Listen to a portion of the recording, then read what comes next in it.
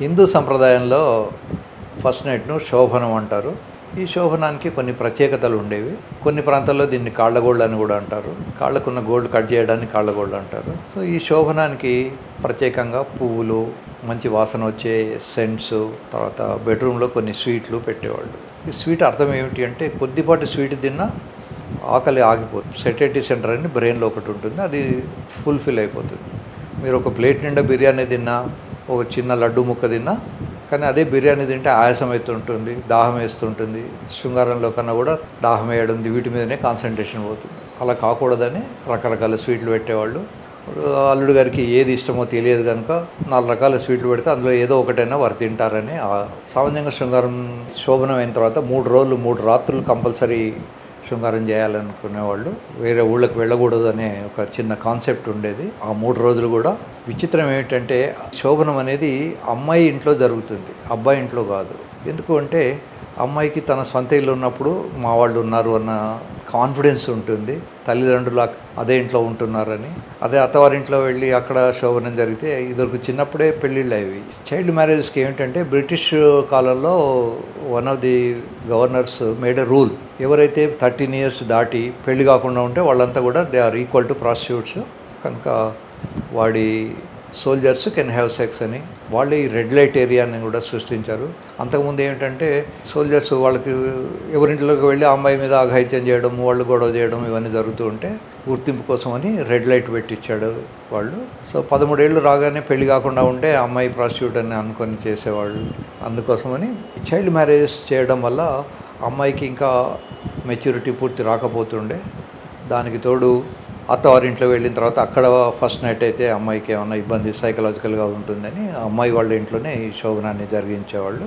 విచిత్రం ఏంటంటే, బ్రిటిషర్స్ మనకు ఒక రూల్ పెట్టేసి మన దగ్గర చైల్డ్ మ్యారేజ్ కంపల్సరీ అయ్యేటట్టు చేసి, తర్వాత వీళ్ళకు కల్చర్ లేదు, దే ఆర్ కల్చర్లెస్ పీపుల్, కనుక మేము చైల్డ్ మ్యారేజ్ను బ్యాన్ చేస్తున్నామని. అంటే వాళ్ళే దాన్ని క్రియేట్ చేసి మళ్ళీ వాళ్ళే దాన్నే మనకి ఏదో గొప్పగా చేసినట్టు క్రియేట్ చేసుకొని మనకున్నటువంటి కల్చర్ని అంతా కూడా నాశనం చేసిపోయినారు.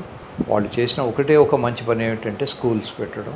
మిగతా అంతా కూడా మన కల్చర్ను, మన బ్రిటిష్ కాలంలో కూడా పాపులేషన్ ఉండేది, అప్పుడు అన్ఎంప్లాయ్మెంట్ లేదు. ప్రతి విలేజ్లోనూ ప్రతి వ్యక్తికి పని ఉండేది. ఇవాళ అది లేదు. విలేజ్ నుంచి మనం అందరం సిటీలోకి వచ్చాం. మనందరంకి 20-25 ఏళ్ళు రాగానే అన్ఎంప్లాయ్మెంట్ మొదలవుతుంది. మళ్ళీ ఎవడో మనకు పిలిచి ఉద్యోగం ఇవ్వాలి. ఎందుకు ఇవ్వాలి ఉద్యోగం? వాడు ఎవడో ఫ్యాక్టరీ పెట్టుకోవాలి. ఫ్యాక్టరీ పెట్టుకున్నప్పటి నుంచి వాడికి కావాల్సినటువంటి వర్క్ మనం చేసి పెట్టాలి. వాడు ఉద్యోగం ఇస్తే మనం ఇంటికి డబ్బులు సంపాదించుకోవాలి. ఈ పద్ధతి మనకు ఉండేది కాదు. మనకు పూర్వ కల్చర్లో ఏంటంటే, తాతయ్య ఏ పని చేశాడు, తండ్రి అదే పని చేసేవాడు, తండ్రి చేసిన పని కొడుకులు చేసేవాళ్ళు. కనుక వాళ్ళకు ఆ టెన్షన్ ఉండేది కాదు. ఇప్పుడు మనకు అన్ఎంప్లాయ్మెంట్ వల్ల వచ్చే టెన్షను, అన్ఎంప్లాయ్మెంట్ వల్ల అప్పుడప్పుడు సూసైడ్స్ చేసుకోవడాలు, గొడవలు ఇవన్నీ కూడా ఉన్నాయి. సో ఇవన్నీ కల్చర్లో బ్రిటిషర్స్ మనకు తీసుకొచ్చినటువంటి హెడేక్స్. చాలాసార్లు నా దగ్గరికి మేల్ పేషెంట్స్ వస్తారు పెళ్లి కన్నా ముందే. సార్, నాకు పెళ్లి చేసుకునే అర్హత ఉన్నదా అని అడుగుతుంటారు. ఒకటేమో సోషల్ మీడియాలో దీని గురించి చదివి, ఎరెక్టైల్ డిస్ఫంక్షన్ ఈడీ గురించి చదివి వచ్చేవాళ్ళు ఒక గ్రూప్ ఉంటారు. చాలామంది ఏదో అమ్మాయి దగ్గరికి వెళ్ళో, ఆంటీ దగ్గరికి వెళ్ళో ఫెయిల్ అవుతారు. They could not penetrate because that's a first encounter. ఈ ఫస్ట్ ఎన్కౌంటర్లో విపరీతమైన యాంగ్జైటీ, టెన్షన్ ఉండడం వల్ల దే కుడ్ నాట్ ఎంటర్.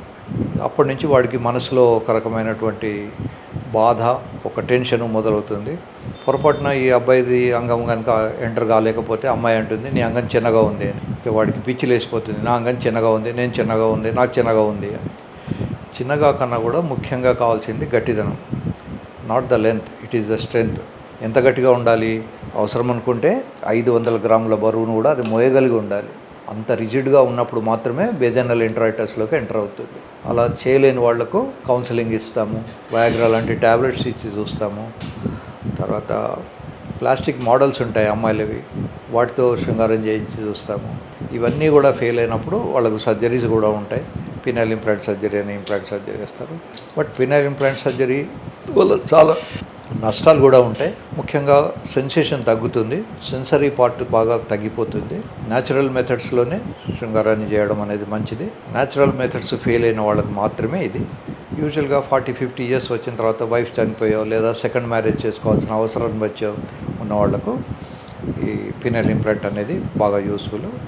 మరి యువకులకు పెద్దగా యూస్ఫుల్ ఉండదు, నష్టం కూడా జరుగుతుంది. కనుక యువకులు పినల్ ఇంప్లాంట్ గురించి ఆలోచించొద్దు. కనీసం 40-50 ఇయర్స్ వచ్చిన వాళ్ళు మాత్రమే పినల్ ఇంప్లాంట్ గురించి ఆలోచించాలి. ఏ ఏజ్లో పెళ్లి చేసుకోవాలి అంటే పిల్లలుగానే వయసులో పెళ్ళిళ్ళు చేసుకోవాలి. 20 నుంచి 35 మధ్యలో పెళ్ళిళ్ళు చేసుకోవడం అనేది మంచిది. Around 25 is the best time. 35 వచ్చేసరికి ఆల్రెడీ లేట్ మ్యారేజెస్ కింద లెక్క, అబ్బాయిలకైనా అమ్మాయిలకైనా. కనుక అరౌండ్ 25. ఈ కాలంలో ఏమిటంటే ఉద్యోగం రావాలి, ఉద్యోగంలో కూడా ప్రమోషన్ రావాలి, వీడికి ఓన్ ఫ్లాట్ ఉండాలి, ఓ కారు కొనుక్కోవాలి, మామూలు మారుతి కారు కొంటే సరిపోదు, ఇంకో పెద్ద కారు కొనుక్కోవాలి. ఈ పిచ్చి ఆలోచనలతోటి బయాలజికల్ క్లాక్ను మర్చిపోతున్నారు. ఇంత వయసు వచ్చి పెద్ద కారు, ఫ్లాటు, శాలరీ అన్నీ ఉంటాయి కానీ పిల్లల్ని కానీ అవకాశం ఉండదు. ఈ మధ్య కొత్త concept double income, no children, so no expenses. So ఇవన్నీ మానుకొని నేచురల్గా పిల్లల్ని కనడం అనేది నేచురల్ థింగ్. ప్రతి జంతువు తన పిల్లల్ని కంటుంది. పులులకు పులులు పుడతాయి, సింహాలకు సింహాలు పుడతాయి, నక్కలకు నక్కలు పుడతాయి. దురదృష్టవశాత్తు మన దేశంలో పొలిటీషియన్స్ అందరికీ మళ్ళీ పొలిటీషియన్సే పుడతారు. డైనాసిటీ అంటారు.